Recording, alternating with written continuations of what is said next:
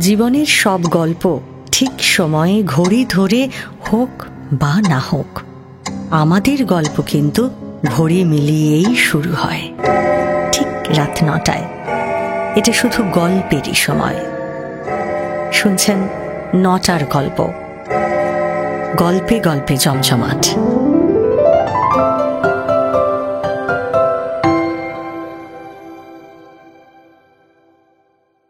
বন্যপ্রাণী হত্যা আইনত দণ্ডনীয়। আমরা বন্যপ্রাণী হত্যা বা তার উপর অত্যাচার কোনোভাবেই সমর্থন করি না। এক্ষেত্রে মূল গল্পটিকেই অনুসরণ করেছি মাত্র। দরজা খুলুন বাবু, দরজা খুলুন, দরজা খুলুন। বন্ধ নাকি বুঝতে পারছি না তো। আরে বাবু দরজা খুলুন, দরজা খুলুন, দরজাটা ভেঙে দেখতে হবে। দরজা খুলুন, ভাঙতে হবে। হ্যাঁ, সময় নষ্ট করে লাভ নেই। চলো চলো, দরজাটা ভাঙো ভাঙো। সময় নষ্ট করে লাভ নেই, দরজাটা ভাঙো। পুলিশে খবর দেবেন না? আরে খবর তো দেওয়া হয়েছে। হ্যাঁ, পুলিশে খবর দিয়েছি। পুলিশে এসে পড়লো বলে।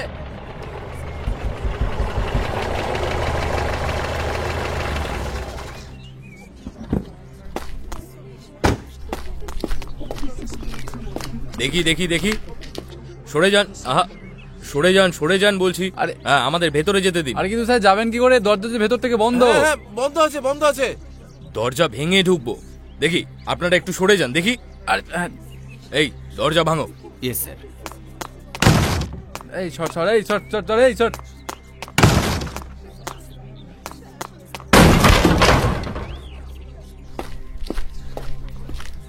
এ কি, ঘরের ভিতর তো কেউ নেই। আচ্ছা, কাল রাতে উনি এখানে ছিলেন তো? আপনারা ঠিক দেখেছেন তো? হ্যাঁ স্যার। কাল কি ওনাকে দেখেছেন? হ্যাঁ স্যার, দেখেছি তো, কথা হয়েছে। ওই ইঞ্জিনিয়ার বাবু তো কয়েকদিন ধরে এখানেই আছেন।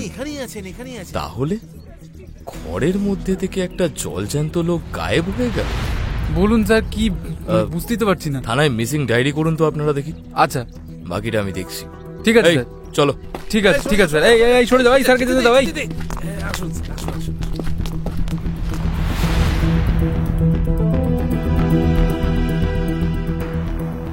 শুনছেন হেমেন্দ্র কুমার রায়ের গল্প কালো বিদ্যুৎ, প্রযোজনায় প্যাস্টেল এন্টারটেনমেন্ট। গল্পের শেষে থাকবে আজও একটি প্রশ্ন। প্রথম 10 জন ঠিক উত্তরদাতার নাম ঘোষণা করা হবে আগামী সপ্তাহের গল্পের শেষে, এবং তাদের জন্য থাকছে পুরস্কারও। গত সপ্তাহের 10 জন বিজয়ীর নাম ঘোষণা করা হয়েছে আজকের গল্পের শেষে। বিশদে জানতে শেষ অবধি শুনতে হবে কিন্তু। শুরু হচ্ছে আজকের গল্প কালো বিদ্যুৎ।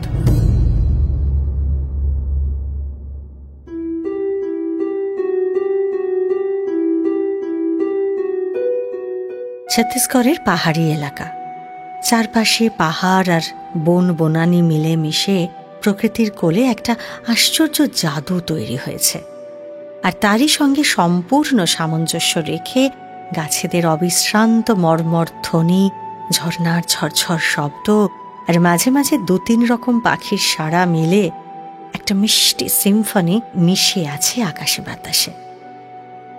অমিয় সেনের মনে হলো অরুণাংশু তাকে এই জায়গাটার হদিশ দিয়ে একেবারেই ভুল করেনি। যদিও অমিয় সেন কিছুতেই এমন একটা নিঃশব্দ জায়গায় থাকতে রাজি নন, কিন্তু তার স্ত্রী লতিকার স্বাস্থ্যের উন্নতির জন্য এর চেয়ে খাসা জায়গা আর হতেই পারত না। লতিকা আবার একটু নির্জনতা প্রিয়। অমিয় সেনের ঘনিষ্ঠ বন্ধু অনন্ত রায়ও ঠিক তাই। অনন্ত আবার কবি, কাজেই এমন নির্জনতা তার কাছে শোনাই সোহাগা।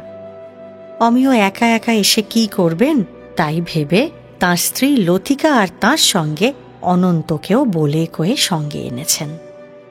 ভাগ্যিস এনেছিলেন, নইলে এমন একটা বিদঘুটে জায়গায় তাদের গাড়িটাও যে দুম করে খারাপ হয়ে যাবে সে কথা তো আর তিনি জানতেন না। এমনিতে আরও ৩-৪ মাইল গেলে তবে তাদের সরকারি বন দপ্তরের বাংলোর দেখা পাওয়া যাবে, সেখানেই বুকিং করা আছে। কিন্তু জঙ্গলের এই অঞ্চলটা শেষ বিকেলেই এমন একটা গা ছমছমে ভাব নিয়ে দাঁড়িয়ে আছে যে এর মধ্যে দিয়ে পায়ে হেঁটে ৩ মাইল যাওয়ার কথা ভেবেই আঁতকে উঠলেন অমিয় সেন। সন্ধে নামলে জঙ্গলের ইঁদুরও যে বাঘ হয়ে উঠতে পারে সে কথা তিনি বিলক্ষণ জানেন। আর তার উপরে রয়েছে অসুস্থ লতিকা। রাস্তার ধারে একটা বড় পাথরের চাঁইতে ধাক্কা খেয়ে ইতিমধ্যেই তাদের গাড়িটার অবস্থা এমন হয়েছে যে সেটার আশা আপাতত ত্যাগ করাই ভালো। গাড়ির চাকাটা তো পুরো খুলে গিয়ে নদীতে গিয়ে পড়েছে। ওটা যে কাল সকালের আগে কিছুই করা যাবে না এমনটাই মনে হচ্ছে অমিয় সেনের। তাহলে এই তাহলের কথা ভাবতে ভাবতেই এগোচ্ছিলেন অমেয় সেন, তার স্ত্রী লতিকা সেন এবং তাদের পারিবারিক বন্ধু কবি অনন্ত রায়। কিছুতেই কোনো উপায় খুঁজে পাচ্ছিলেন না তারা। ওহ, একে তো সন্ধে হয়ে আসছে। এরপর যে কি করব আমরা? পায়ে হেঁটে 3 মাইল রাস্তা বেরোনো চাড্ডিখানি কথা নাকি? সেটাই তো কথা। ধর, আজকে না কপালটাই খারাপ, বুঝলে? এই নাও মিও, সবটাই কিন্তু খারাপ নয়। মনে হচ্ছে এই যাত্রায় আমাদের কপালটাই বাঁচিয়ে দিল। এদিকে এসো, ওই দেখো, দেখতে পাচ্ছ একটা ডাকবাংলো মনে হচ্ছে না? যাক, একটা আস্তানা এবার পাওয়া যাবে বলে মনে হচ্ছে। চলো চলো তো গিয়ে দেখি, চলো। আহা, জায়গাটা কি চমৎকার না? এই তুমি না বলছিলে অরুণাংশু ভুল কিছু বলেনি, আবার এখন কপালের দোহাই দিচ্ছ? আরে না না, জায়গাটা নিয়ে কোনো কথা হবে না, কিন্তু এমন একটা জঙ্গলের মধ্যে রাত তো কাটানো যায় না, তাই না? কিন্তু অনন্ত, এমন একটা নির্জন এলাকায় হঠাৎ করে একটা ডাক বাংলো এলো কি করে? কেন? আমাদের বুকিং করা বাংলো তো মানে আরো অনেকটা দূরে, তাই না? হ্যাঁ হ্যাঁ, বুঝলে লতিকা, যিনি এখানেই বাংলোটার জন্য স্থান নির্বাচন করেছেন তিনি আর আমাদের এই অনন্ত নিশ্চয়ই এক জাতের মানুষ। মানেটা আবার কি? মানে তিনিও তোমার মতোই কবি। তা মন্দ বলনি। চলো। এই দেখো দেখো দেখো, ওদিকটা দেখো, গায়ে গায়ে হেলান দিয়ে পাহাড়গুলো কেমন করে দাঁড়িয়ে রয়েছে। দেখো, যেন যেন মনে হচ্ছে ঢেউ উঠেছে। আহা, আর তাদের কোলে কত সবুজ গাছ। ও মা, এই দেখো দেখো, ওখানে একটা ঝর্ণাও আছে, দেখছো? হ্যাঁ সত্যি তো। ও মা, সবুজের উপর ঝকমকে জরির পাড়ের মতো লাগছে না? ইস, আমার আর এখন এখান থেকে একদম যেতে ইচ্ছে করছে না গো। ইচ্ছে করুক বা না করুক, আর কিচ্ছু করার নেই ম্যাডাম। আজকের রাতটা বাঘসিংহের পেটে যাওয়ার থেকে আমার মনে হয় ওই ডাক বাংলোতে থাকাটাই বুদ্ধিমানের কাজ হবে। বড্ড বেরসিক তুমি। সত্যি, ভাগ্যিস আজ আমাদের গাড়িটা এখানেই খারাপ হলো। গাড়িটার জন্য এখন আর আমার একটুও খারাপ লাগছে না, জানো? ওই গাড়ি অচল না হলে কি আর আমাদের চলা এখানে এসে থামতো? এমন অপূর্ব সৌন্দর্যের হাটে আমরা রাত কাটাতে পারতুম, বলো? লতিকা, তোমাকেও কবিতায় পেলো নাকি? এই প্লিজ, তুমি আর কাব্য করো না। এই তোমার রোগ তো দেখছি অনন্তর থেকেও মারাত্মক। এ অমি, তুমি বারবার আমাকে নিয়ে কেন টানাটানি করো বলো তো? দেখো, আমি কিন্তু লতিকা ম্যাডামকে একেবারে সমর্থন করছি না। শোনো, আমার কাব্যরাজ্য হচ্ছে সম্পূর্ণ নিরাপদ, বুঝলে? পেট ভরে খেয়ে আরামে সোফায় বসে বা বিছানায় শুয়ে নিশ্চিন্ত মনে প্রেম, প্রকৃতি এইসব নিয়ে লেখালেখি করা যায়। কিন্তু এই ধুধু নির্জন জঙ্গলে খালি পেটে রাত কাটাতে হবে ভাবলেই আমার মনে একটু আনন্দ হচ্ছে না বন্ধু। শুনুন, আপনার কথাগুলো কিন্তু কবির মতো শোনাচ্ছে না মোটেও। তা না শোনাগে, একটু পরেই চাঁদ উঠবে, তখন দেখবেন এই সবুজের মধ্যে কেমন রূপোর কুচি ঝরে পড়ছে। সে রূপ দেখার জন্য এক রাতের উপোস তো তুচ্ছ। আপনি তো কবি হয়ে গেলেন দেখছি। শুনুন ম্যাডাম, এই উপোস করে থাকাটাকে তুচ্ছ ভাববো এতটা নির্বোধ কবি আমি নই। কবি মশাই, এত সহজে হাল ছাড়ছেন কেন? এটা যখন ডাক বাংলো, তখন দেখবেন এখানে ঠিক একটা ব্যবস্থা হয়ে যাবে। হ্যাঁ, ব্যবস্থা তো হবেই। টাটকা বিশুদ্ধ বায়ু, নইলে এমন নির্জন বনে আগে থেকে খবর না দিয়ে এলে এর চেয়ে বেশি কিছু যে পাওয়া যাবে না, সে ব্যাপারে আমি নিশ্চিত। আরে বন্ধু, এত তাড়াতাড়ি নিরাশ হলে চলবে না। আপাতত হাতে অন্য কোনো অপশান যখন নেই, তখন চাঁদ দেখা আর বিশুদ্ধ বায়ু সেবনই করতে হবে। প্রাণটা তো বাঁচবে। চলো চলো। হ্যাঁ, চলো চলো চলো চলো চলো। এই আবার কে? চেনা চেনা লাগছে খুব। কোথায় কে? আরে ওই দেখো, হ্যাঁ? বাংলোর বারান্দা থেকে একটা লোক আমাদের দিকেই তাকিয়ে আছে না? বাংলোর বারান্দা? ও হ্যাঁ, তাই তো। আচ্ছা, লোকটা পুলিশের পোশাক পরে আছে না? এমন একটা অজ জায়গায় বনের মধ্যে শুনশান বাংলো বাড়িতে পুলিশ আসবে কোথা থেকে? তাদের তিনজনেরই ব্যাপারটা একটু অস্বাভাবিক লাগলো। আর এই কথাটাই বলতে বলতে তিনজনই বেশ কিছুটা এগিয়েও গিয়েছিলেন। সেখান থেকে অমিয় সেনও স্পষ্ট দেখতে পেলেন যে অনন্তর কথাই ঠিক। বারান্দায় যে ভদ্রলোক দাঁড়িয়ে আছেন তার পরনে পুলিশের উর্দি। তাহলে কি এটা পুলিশের ছাউনি? না, তাই বা হবে কি করে? এমন নির্জন বনের মধ্যে পুলিশ ছাউনি থাকবে কেন? এরকমটাই ভাবতে ভাবতে আরো কয়েক পা এগিয়ে গিয়ে বারান্দায় দাঁড়িয়ে থাকা মানুষটিকে এবার স্পষ্ট দেখতে পেলেন অমিয়। আর তাকে দেখেই আনন্দে বিস্ময়ে একেবারে হৈ হৈ করে উঠলেন তিনি। আরে আরে অনন্ত, ওকে আমি চিনি। আরে উনি তো মিস্টার দত্ত। হ্যাঁ, আরে সুপারিনটেন্ডেন্ট অফ পুলিশ উনি। কিন্তু উনি এখানে কি করছেন? আরে উনিও তো মনে হয় তোমাকে চিনতে পেরেছেন। ওই দেখো, তাড়াতাড়ি উনি এদিকেই আসছেন।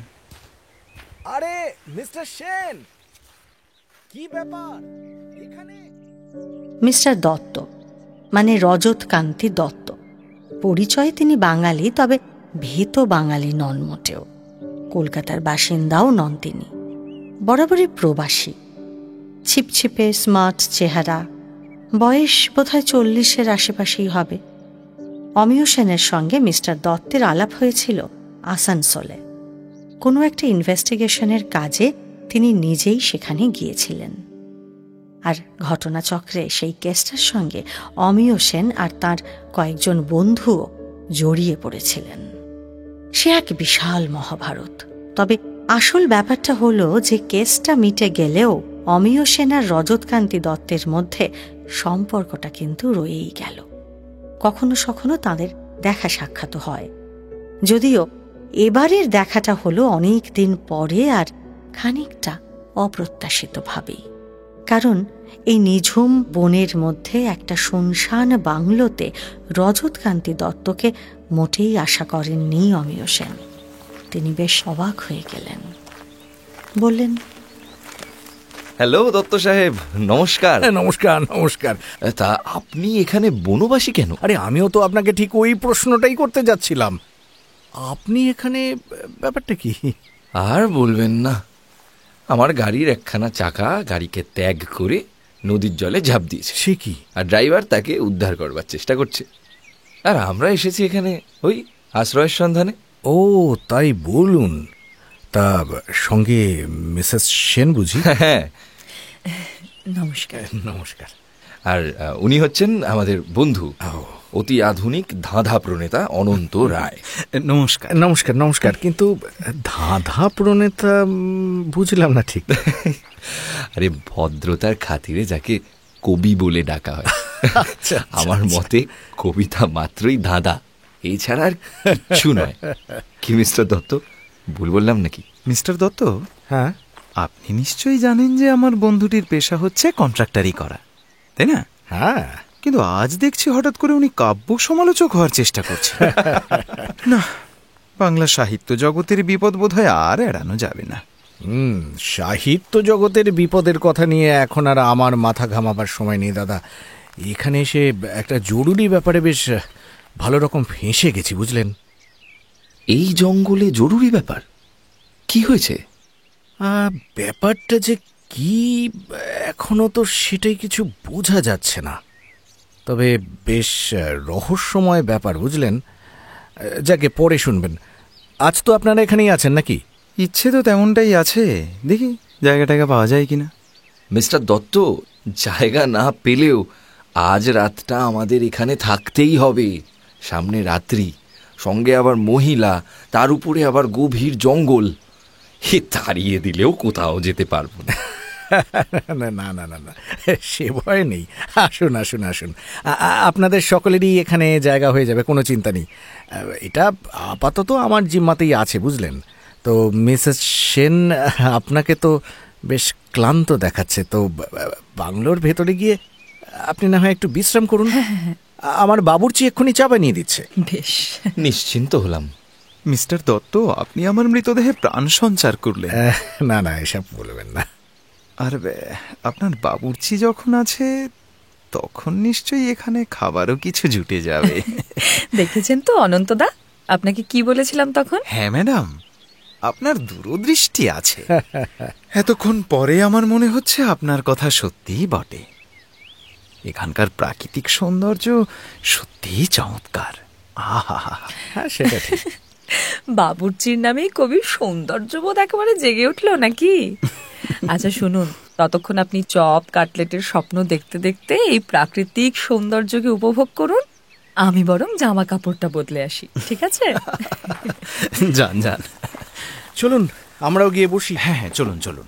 অমিয় আর অনন্তকে নিয়ে বাংলোর দোতলায় সিঁড়ির পাশের ঘরটাতে এসে বসলেন রজতকান্তি দত্ত। তার পরের ঘরখানার দখল নিলেন লতিকা দত্ত।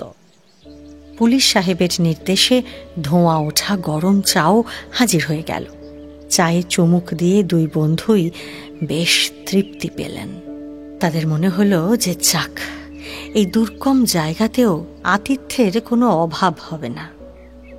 অনন্তবাবুর অবশ্য চা পেয়ে গেলে আর কিছুই তেমন চাই না, তাই তিনি সব থেকে বেশি সুখী হলেন। গুনগুন করে কি একটা সুরও ভাঁজতে শুরু করে দিলেন। তার সেই সুখী সুখী মুখখানার দিকে তাকিয়ে একটু গলা খাঁখারি দিয়ে রজতকান্তি দত্ত বললেন, অনন্তবাবু, হ্যাঁ, আপনার সুখ বিলাসের মধ্যে আমি কিন্তু এবারে একটা ভয়ানক দুঃখ দিতে চাই আপনাকে। তার মানে আপনার বাবুর্চির ভাণ্ডারে কি অন্নাভাব হয়েছে? আরে না না, সেসব কিছু নয়, যথেষ্ট খাবার দাবার আছে। তবে খবরও কিছু কম নেই, আর সেই খবরগুলো কিন্তু এই চোখ জুড়ানো প্রকৃতির সঙ্গে মোটেও খাপ খায় না। দেখুন কবিবাবু, আপনি যেখানে অপার প্রাকৃতিক সৌন্দর্য দেখছেন, আমি সেখানে দেখছি প্রবল বিভীষিকা। বিভীষিকা? কি বলছেন মিস্টার দত্ত? বিভীষিকা ছাড়া একে আর কি বা বলবো জানি না। সেই কথা বলবো বলেই মিসেস সেনকে ভেতরে পাঠিয়ে দিলাম। এই যে এই বাংলোটা, হ্যাঁ, এটা সাক্ষাৎ একটা মৃত্যুপুরী। বলতে গেলে আপনারা আজ এই মৃত্যুপুরীতেই রাত্রিবাস করতে এসেছেন। হ্যাঁ, কি বলছেন দত্ত সাহেব? একটু বাড়িয়ে বলছি না। দেখুন, মাসখানেক আগে সরকারি কাজে ইঞ্জিনিয়ার কুমুদ মিত্র এই বাংলোয় একটা রাত থাকতে আসেন। পরদিন সকালে অনেক বেলাতেও তার ঘুম ভাঙেনি দেখে সকলে দরজা ভেঙে ঘরে ঢোকে। হ্যাঁ, তারপর দেখে বিছানা খালি, ঘরের সমস্ত দরজা জানালাও বন্ধ, কিন্তু কুমুদবাবুই নেই। হ্যাঁ, নেই মানে? নেই মানে অদৃশ্য, পুরো হাওয়ায় মিলিয়ে গেছেন। পুরো বাংলোর আশপাশের সমস্ত জঙ্গল পাহাড় তন্ন তন্ন করে খোঁজা হয়েছে, কিন্তু আজ পর্যন্ত কুমুদবাবুর কোনো চিহ্নই আর পাওয়া যায়নি। কি সর্বনাশ! তারপর আর কি, এই ঘটনার এক সপ্তাহ পরে বাংলোর ভেতর থেকে অদৃশ্য হয়েছে এক চাকর। নাম তার রামকিষণ। সেটাও মোটামুটি ওই একই ব্যাপার। সেও পুরো কর্পূরের মতো শূন্যে মিলিয়ে গেছে। তারও ঘরের দরজা বন্ধ করাই ছিল। সেই বন্ধ দরজার ঘরের ভেতর থেকে সেও উধাও। বলেন কি? এই ঘটনার পরেই বাংলোর বাকি চাকরেরা ভয়ে দল বেঁধে সব পালিয়ে গেছে। তাদের ধারণা এই বাংলোয় ভূত আছে। ভূত? হাজার বলে কয়েও তাদের আটকানো যায়নি। পাহাড় থেকে দল বেঁধে তারা সেই যে নেমে গেছে, আর ভুলেও কখনো এমুখো হয়নি। কিন্তু তাদের ধারণা তো ভুল নাও হতে পারে দত্ত সাহেব। এই অনন্ত, আমরা রাত্রিবেলা এখানে থাকবো কি করে? তার মানে আপনারাও ভূত মানেন? না, দিনের বেলা নয়, তবে রাত হলে আমরা ভূত মানি। দেখুন, পুলিশের আইনে কিন্তু ভূতের কোনো অস্তিত্ব নেই। যে দারোগার এলাকায় এই বাংলো, তিনিও গত সপ্তাহে এসেছিলেন এখানে তদারকি করতে, কিন্তু তিনিও আর থানায় ফিরে যাননি। হ্যাঁ, কি বলছেন দত্ত সাহেব? বলেন কি? হ্যাঁ, ঠিক তাই। দারোগা নিজে সমস্ত দরজা জানলা ভেতর থেকে বন্ধ করে শুয়েছিলেন। বাইরে ঘরের দরজার কাছে দুজন চৌকিদারও পাহারায় ছিল। কিন্তু সকালে ওই বেলা 10টার সময়ও দারোগার ঘুম ভাঙল না দেখে দরজা ভেঙে ফেলা হয়। আর আবারও সেই শূন্য খাট, শূন্য ঘর। হ্যাঁ, কেউ কোথাও নেই।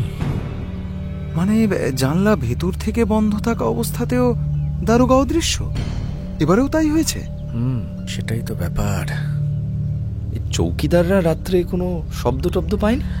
শুনেছিল একবার, খালি তাদের মনে হয়েছিল যে ঘরের ভেতরে খাটটা যেন মড়মড় করে উঠেছিল। মানে খাটের একটা হালকা ওই মড়মড় শব্দ তারা একবার শুনতে পেয়েছিল মাত্র, তার বেশি কিছু না। তাহলে নিশ্চয়ই এটা ভুতুড়ে কাণ্ড। দেখুন, তর্কের অনুরোধে আপনার কথা না হয় স্বীকার করেই নিলাম।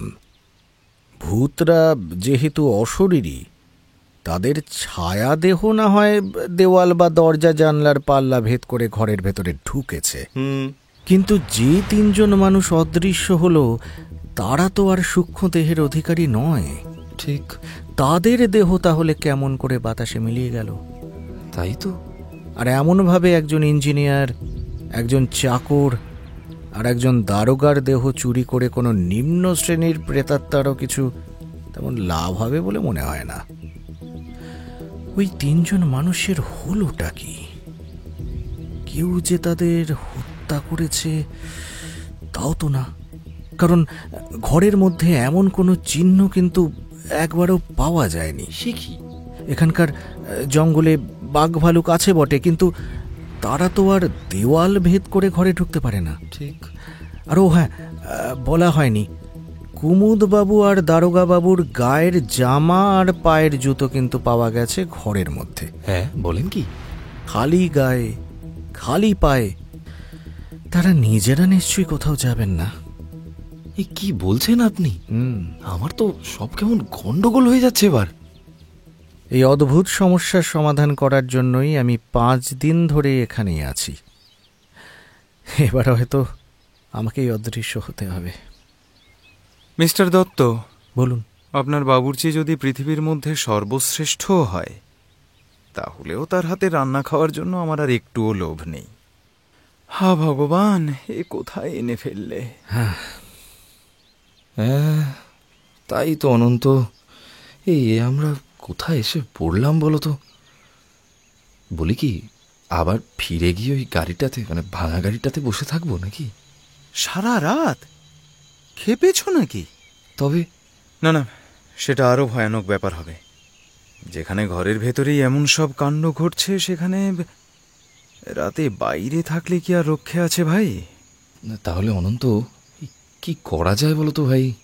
দাঁড়ান দাঁড়ান দাঁড়ান, বলছি আমার সঙ্গে পুলিশ আছে, আর আপনাদেরও তো দেখছি হাতে বন্দুক রয়েছে। তাই বলছিলাম, মনে হয় না অতটা ভয় পাওয়ার কোনো কারণ আছে। না স্যার, বিলক্ষণ ভয় পাওয়ার কারণ আছে। আমাদের দেহই যদি বাতাসে মিলিয়ে যায়, বন্দুক নিয়ে আর কি করব বলুন? না না, আরে অন্ধকার হয়ে এলো তো। হ্যাঁ, সন্ধে হয়ে আসছে। সন্ধ্যের অন্ধকারে চারিদিক ঢেকে গেল। ওই দেখো, শুনতে পাচ্ছ? কি কি শুনবো? বনের ভেতরে ফেউ ডাকছে। নিশ্চয়ই বাঘ বেরিয়েছে। হ্যাঁ, কপালে যা আছে তাই হবে। কিন্তু এখন আর আমাদের বাইরে থাকাটা উচিত হবে না। চলো, ভেতরে চলো। হ্যাঁ, সেটা ঠিক। যাই হোক, এবার একটু খাওয়া দাওয়ার জোগাড় করা যাক বরং। শুধু দেখবেন মিসেস সেন যেন ঘুণাক্ষরেও কিছু জানতে না পারেন, ভয় ঠয় পেয়ে যেতে পারেন তো। আচ্ছা। আর বলছিলাম কি, অনন্তবাবু না হয় আজ আমার সঙ্গেই শোবেন, আর অমিয়বাবুর ঘরের চারদিকেই পাহারার ব্যবস্থা থাকবে, অত চিন্তা করবেন না। কদিন যখন কিছু হয়নি তখন আশা করি আজকের রাতটাও হয়তো ভালোই ভালোই কেটে যাবে। আপনার কথাই যেন সত্যি হয় মিস্টার দত্ত। হ্যাঁ, আজ যদি অদৃশ্য না হই তাহলে কাল অমিয়র গাড়ি ঠিক না হলেও আমি নিজেই দৌড় লাগাবো। আচ্ছা, অনেকক্ষণ হয়ে গেল, ম্যাডামের কোনো সাড়া নেই যে। অমিয়বাবু, একবার গিয়ে একটু দেখে আসুন না, ম্যাডাম ঠিক আছেন তো? হ্যাঁ হ্যাঁ, এক্ষুনি যাচ্ছি। রজতকান্তি দত্তর কথা শেষ হতে না হতেই পাশের ঘরের দিকে দৌড়ে গেলেন অমিয় সেন। বুকটা এবার তাঁর বেশ ঢিপ ঢিপ করছে। সত্যি তো, লতিকা সেই যে ঘরে ঢুকেছে আর একবারও তো বেরোয়নি। চাটা অবশ্য ওর ঘরেই পাঠিয়ে দেওয়া হয়েছিল, কিন্তু ঘরে একা বসে কি করছে সে? তাহলে কি? হাতের উল্টো পিঠ দিয়ে কপালের ঘাম মুছে নিলেন অমিয় সেন। পাশের ঘরে উঁকি দিতেই নিশ্চিন্ত হলেন। জানলার ধারে চেয়ার নিয়ে বসে আছেন লতিকা। সহজ স্বাভাবিক পায়ে ঘরে ঢুকে এলেন অমিয় সেন। বললেন,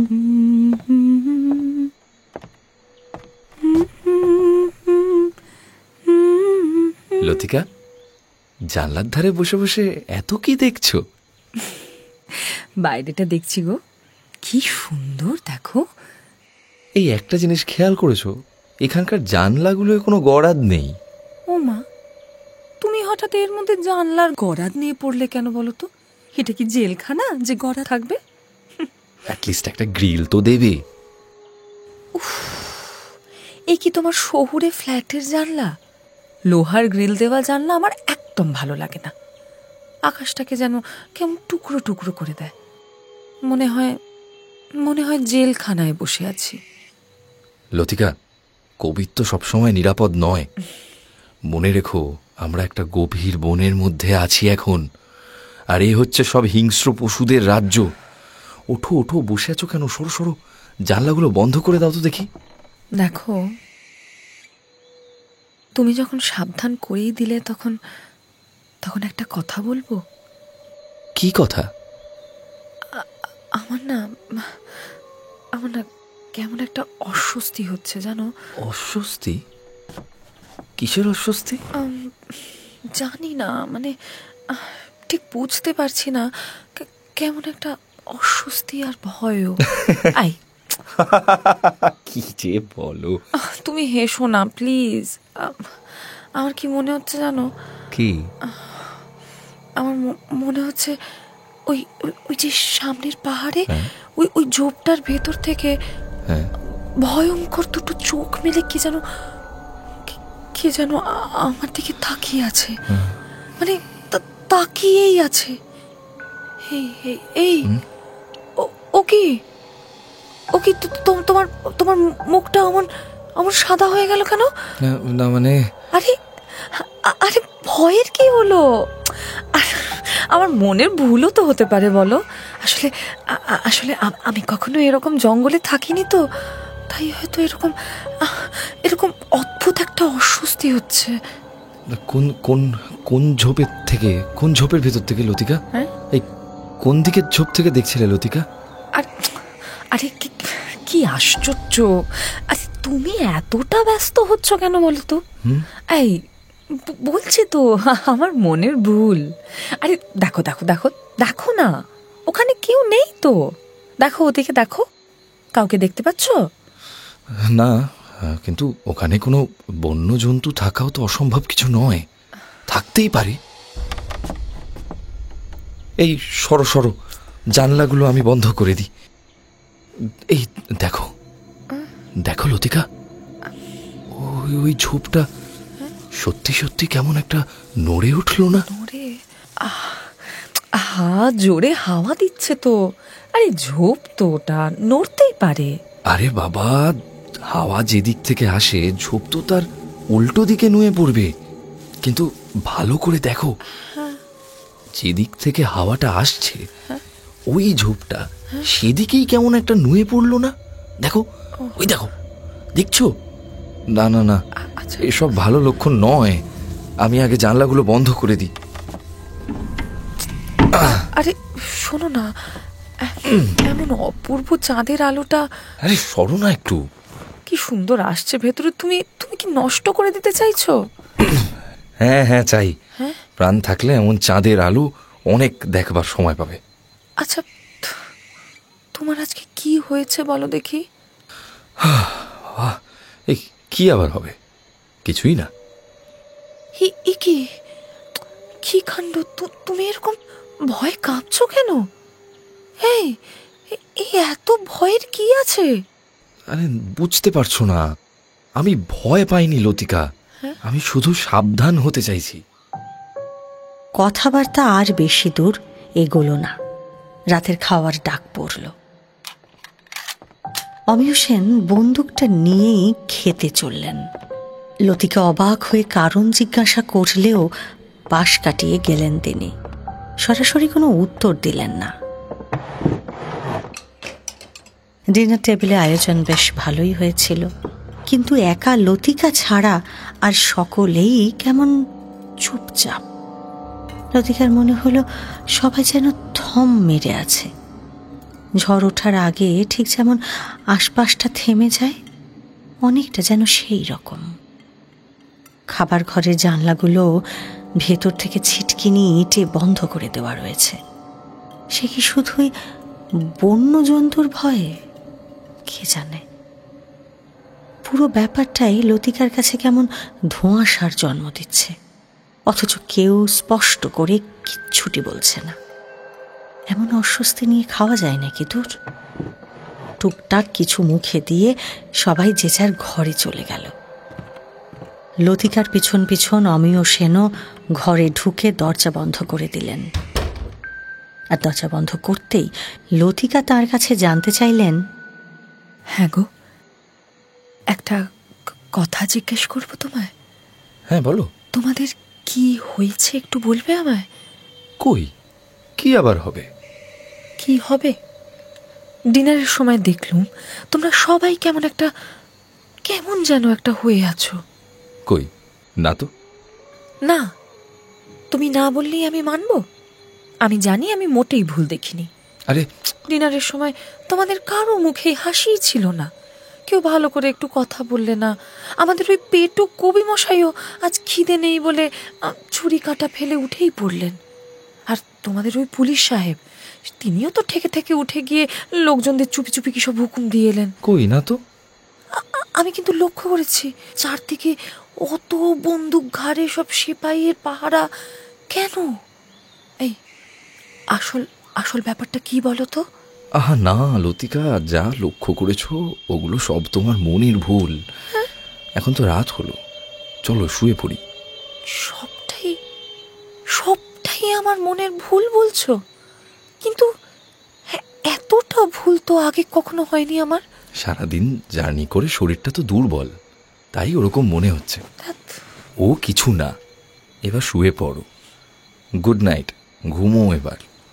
আরে আরে ও কি, তুমি বন্দুকটা পাশে নিয়ে তো শুয়ে পড়লে? আরে এই গভীর জঙ্গলে এটা হচ্ছে আত্মরক্ষার হাতিয়ার। আত্মরক্ষা? এই ঘরের জানলা দরজা সব বন্ধ, তুমি কার কাছ থেকে আত্মরক্ষা করতে চাও শুনি? উফ, এই কেন বিরক্ত করছো বলো তো? তোমার একের পর একই বোকা বোকা প্রশ্নের জ্বালায় আমি যে অস্থির হয়ে উঠলুম লতিকা। নাও এবার শুয়ে পড়ো তো, তখন থেকে খালি বকেই চলেছে। আচ্ছা বেশ বেশ, আর কথা বলবো না আমি, যাও। তা তোমার কবি বন্ধু কোথায় শুলেন? মিস্টার দত্তের সঙ্গে। তুমি না থাকলে আমিও সেখানেই শুতে যেতুম। ও তাই নাকি? মিস্টার দত্তর সঙ্গ কি এতই লোভনীয়? লোভ নয়, নিরাপত্তা। নাও এবার শো, আর কোনো কথা নয়। আমার খুব ঘুম পাচ্ছে। ঠিক আছে, চলো। লতিকাকে একথা অমিয় সেন বললেন বটে, কিন্তু অমিয় সেন ঘুমিয়েছেন কিনা বোঝা গেল না। উল্টো পাশ ফিরে স্থির হয়ে শুয়ে আছেন তিনি। ঘরের আলোটাও নেভাতে দেননি, তাতে নাকি নিরাপত্তা থাকবে না। কি যে এত বিপদের ভয় আছে লতিকার মাথাতেই ঢুকছে না। ঘরে আলো জ্বললে ঘুম আসাও তো মুশকিল। খানিকটা এপাশ ওপাশ করতে করতে চোখটা বোধহয় লেগেই এসেছিল লতিকার। ঠিক তখনই কেমন একটা অস্বস্তি চেপে বসল তাকে। নিরুপায়ে লতিকা অমিয় সেনকে ডাকলেন।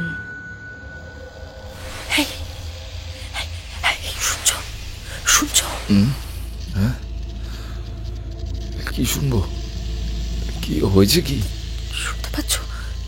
কেমন একটা শব্দ। শব্দ? কই, কিছু শুনতে পাচ্ছি না তো। আরে দমকা হাওয়ায় জঙ্গলের মধ্যে এমন অনেক শব্দ হয়। এখন আর কিছু নেই তো, সব থেমে গেছে তো। হ্যাঁ, শব্দটা থেমে গেছে। আমিও এখন আর পাচ্ছি না, কিন্তু একটু আগেই শুনতে পেলাম। তাই তোমাকে। লতিকা, রাত অনেক হলো, মিছে জেগে জেগে স্বপ্ন দেখছো। শব্দগুলো তোমার কল্পনায় আসছে। নাও ঘুমো তো। শব্দ কল্পনা করছি? কি বলছো গো? সে আবার হয় নাকি? হ্যাঁ হয়, সব হয়। এই জঙ্গলটাকে নিয়ে বিকেল থেকে তুমি যা রোম্যান্টিসিজম শুরু করেছো, তাই এসব শব্দ পাচ্ছ। ঘুমো এবার, আমাকেও ঘুমোতে দাও। শোনো না, আমার সত্যি খুব ভয় করছে গো। আমার না মনে হচ্ছে কে যেন তাকিয়ে তাকিয়ে আমায় দেখছে। সত্যি বলছে। এবার সত্যি সত্যি তুমি আমাকে হাসালে লতিকা। জানলা দরজা সব বন্ধ, ঘরের ভিতরে আলো জ্বলছে, কোথাও একটা ছায়া পর্যন্ত নেই। আর আমি ছাড়া এখন তোমার দিকে আর কে তাকিয়ে থাকবে? আমি সত্যি জানি না, কিন্তু দেখো এখানে কেউ নেই বটে, কিন্তু তবু কে যেন একটা আছে। তোমার মাথাটা পুরো গেছে। না গো না, আমি তোমাকে সত্যি বলছি। আমার না মনে হচ্ছে দুটো নিষ্পলক চোখ যেন থেকে থেকে আমার বুকের ভেতরে এসে একেবারে বিঁধছে। এই তোমার মাথা খারাপ হয়ে গেছে লতিকা, এই সব পাগলামি আমি আর শুনতে পারছি না। এই আমি ঘুমোলুম এবার।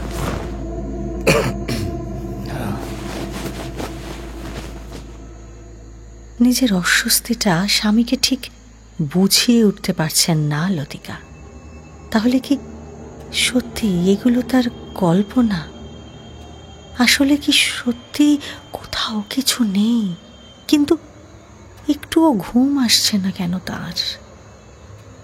এত ক্লান্তিতেও তিনি দু চোখের পাতা এক করতে পারছেন না। কেন তার বারবার মনে হচ্ছে যে এ ঘরে সত্যি কেউ একটা আছে, কিছু একটা আছে। কে সে? বেশ কিছুটা সময় একটা অজানা অস্বস্তিতে এভাবেই কাটল। অমিয় সেন এবার সত্যিই ঘুমিয়ে পড়েছেন। লতিকা নিজেও ঘুমোতে চেষ্টা করলেন, আর ঠিক তখনই শুনছো? ওঠো না, শুনছো? হ্যাঁ, এই কি হলো? কি হলো? কালো বিদ্যুৎ। কি বলছো? কালো বিদ্যুৎ? ঠিক যেন একটা কালো রঙের বিদ্যুৎ দেওয়ালের উপরে ছড়িয়ে পড়ে আবার সাঁ করে মিলিয়ে গেল। বাইরে ঝড় জল কিছুই তো নেই গো, বিদ্যুৎ চমকাবে কোত্থেকে? কি বলছো তুমি? তার উপর কালো বিদ্যুৎ? কোথায়? কোন দিকে? আরে ওই দিকে দেখো, ভালো করে দেখো। ওইখানে। কোথায় বলছো? কোথায়? দরজা খোলো অমিয় বাবু। কি হয়েছে? অমিয় দরজা খোলো, দরজা খুলুন অমিয় বাবু। আরে সেটা তো আমরাই জানতে চাইছি, কি হয়েছে? মিসেস সেন ওরকম চেঁচিয়ে উঠলেন কেন? কি হয়েছে ম্যাডাম? আর আপনার মুখ ওরকম সাদা হয়ে গেছে কেন? কিছু দেখেছেন নাকি? মানে ওই যে ওইদিকে ছিল, আমি এইমাত্র দেখতে পেলাম। কি ছিল? কি দেখলেন? আর আপনি ওরকম ভয়ে কাঁপছেন কেন? লতিকা নাকি কালো বিদ্যুৎ দেখেছে। কালো বিদ্যুৎ? মানে কালো বিদ্যুৎ? সে আবার কি? জানি না দত্ত সাহেব, হয়তো লতিকার চোখের ভুল। চোখের ভুল? না না না না, আমি বলছি চোখের ভুল নয়। আমি নিজের চোখে দেখেছি। ঠিক ঠিক ঠিক ওইখানে, ওই যে দেখা দিয়েই মিলিয়ে গেল। ঘরের মধ্যে বিদ্যুৎ? তাও আবার কালো রঙের? আমি তো কিছুই বুঝতে পারছি না। কিন্তু মিস্টার দত্ত, আমার নাকে কেমন একটা বুনো গন্ধ আসছে। বুনো গন্ধ? না না, এই ঘরটা ঠিক নিরাপদ নয়। বাবা, কবিদের ঘ্রাণ শক্তি দেখছি সাধারণ মানুষের থেকেও প্রখর, কিন্তু আমি তো কোনো গন্ধ পাচ্ছি না।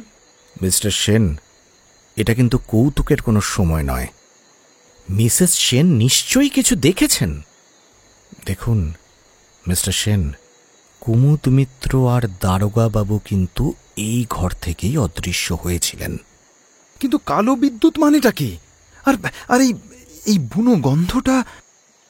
মিস্টার দত্ত, আপনি কোনো গন্ধ পাচ্ছেন না? কোথায় গন্ধ? গন্ধ হ্যাঁ পাচ্ছি বলেই তো মনে হচ্ছে, কিন্তু গন্ধটা আসছে কোথা থেকে বুঝতে তো পারছি না। দরজা জানলা তো সব বন্ধ। ঘরের চারটে দেওয়াল, খড়ের চাল, খাটের তলা সবই তো পরিষ্কার, স্পষ্ট দেখা যাচ্ছে। ঘরের মধ্যে কটা মশা ছাড়া তো আর কিছু নেইও। তবু এখানে কালো বিদ্যুৎ খেলে গেল কি করে? অদ্ভুত কাণ্ড তো। অদ্ভুত নয় মশাই, এই যে অসম্ভব রহস্য। রহস্য। তুমি থামবে?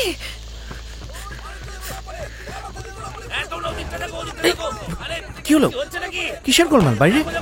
কি হয়েছে? আরে বন্দুকের আওয়াজ না? হ্যাঁ তাই তো, সিপাহীরা বন্দুক ছুটছে কেন? চলুন তো দেখি একবার। চলুন দেখি। হুজুর, হুজুর, কালা শয়তান। ও কালা শয়তান। কালা শয়তান? হ্যাঁ। সেটা আবার কি? খড়ের চালের উপর এত কিসের শব্দ বলুন তো? হ্যাঁ তাই তো। আরে চালখানা ভেঙে পড়বে নাকি? আরে এই দত্ত সাহেব, দত্ত সাহেব, দেয়ালের উপরে চালের নিচের ফাঁকা জায়গাটার দিকে দেখুন। হে কি? আরে বিরাট ওই কালো মতো জিনিস। হ্যাঁ হ্যাঁ, ওটা ওটা কি? এই ছবি দেখো, যেন জ্বলছে, আগুন ঝরছে। অমিও বন্দুক চালাও, বন্দুক চালাও। আমি চালাচ্ছি, এই তো চালাচ্ছি। দত্ত মারুন, মারুন আপনি। অজগর। ভয়ে অনন্তর গলা বুঝে এসেছে। এর বাইরে আর একটা কথাও তিনি বলতে পারলেন না। তার কথাবার্তাগুলো কেমন অসংলগ্ন শোনাচ্ছিল। আঙুল তুলে খড়ের চালের যে দিকটায় তিনি দেখালেন, সেখানে তখনও সেই দুটো ভয়ানক চোখ থেকে যেন আগুন ঠিকরে নামছে। সেই বিকট কালো প্রাণীটার দেহের বাকি অংশ তখনও আড়ালে, শুধু চোখ দুটো দিয়ে অগ্নিবর্ষণ করছে যেন সে। মিস্টার দত্ত, অমেয় সেন আর অনন্ত রায় তিনজনেই প্রায় একই সঙ্গে বন্দুক বাগিয়ে ধরলেন। এবার শুরু হলো গুলির বৃষ্টি। ঘরে তখন যুদ্ধ চলছে যেন, আর সেই যুদ্ধের শেষে ভীষণ গর্জন করে একটা মস্ত বড় নিকষ কালো শরীর মাটির উপর আছড়ে পড়ে ছটফট করতে লাগলো।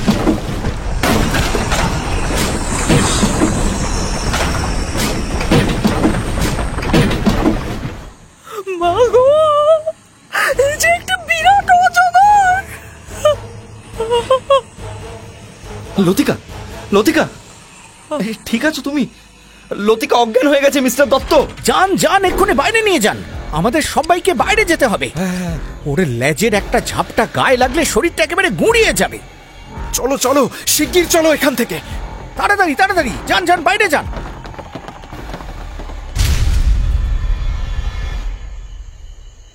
ও বাবা, আমাদের গুলিতে সাপটার মাথাটা পুরো গুঁড়ো হয়ে গেল। অনন্ত, বাপরে বাপ, এত বড় অজগর জীবনে আমি কখনো দেখিনি। আরে আমিও না। প্রায় 17-18 হাত মতো লম্বা হবে, তাই না? হ্যাঁ হ্যাঁ, হবে। তা হবে। এতক্ষণে সব রহস্য পরিষ্কার হলো। তার মানে ওই ঘরের চাল আর দেওয়ালের মাঝখানকার ফাঁক দিয়ে অজগরটা ঘরের ভেতরে ঢোকার রাস্তা আবিষ্কার করেছিল। ওর শরীরের একটা পাকেই মুহূর্তের মধ্যে মানুষ মারা পড়ত, মানে এর আগে যেমনটা হয়েছে আর কি। আর তারপর মৃতদেহটা গ্রাস করে ও আবার ঘর থেকে ওই পথেই বেরিয়ে যেত। আজকেও ও শিকার ধরতেই ঘরে ঢুকেছিল, কিন্তু ঘরের লোককে জেগে থাকতে দেখে কালো বিদ্যুতের মতো সাঁ করে আবার বাইরে অদৃশ্য হয়ে যায়। সেখানেও সিপাহীদের বন্দুকের গুলির শব্দে ভয় পেয়ে আবার ভেতরে আসতে বাধ্য হয়। ভাগ্যিস তাই তো ওটাকে মারতে পারলাম, ঠিক না হলে যে কি হতো। তবে যাই বলো, এত কিছুর মধ্যেও ম্যাডাম সেনের দেওয়া নামটা শুনে আমি কিন্তু একেবারে মুগ্ধ হয়ে গেছি। কালো বিদ্যুৎ, আহা, কি অসাধারণ কবিত্ব প্রতিভা আপনার। হ্যাঁ একদম। মিসেস সেন, আপনি কিন্তু অনায়াসেই পুরস্কার দাবি করতে পারেন, কারণ আপনার জন্যই এত বড় একটা রহস্যের কিনারা হলো, আর আমারও মান বাঁচল। হ্যাঁ মিস্টার দত্ত, আপনার কাছ থেকে আমি একটা পুরস্কারের দাবি করতেই পারি। নিঃসন্দেহে। কি পুরস্কার চাই বলুন মিসেস সেন। কাল ভোরেই আপনার মোটরে আমাদের বাড়িতে পাঠিয়ে দিতে পারবেন? আরে নিশ্চয়ই, এটা কোনো ব্যাপার হলো। ধন্যবাদ। ওহ বাবা, কাল ভোর ভোর রওনা।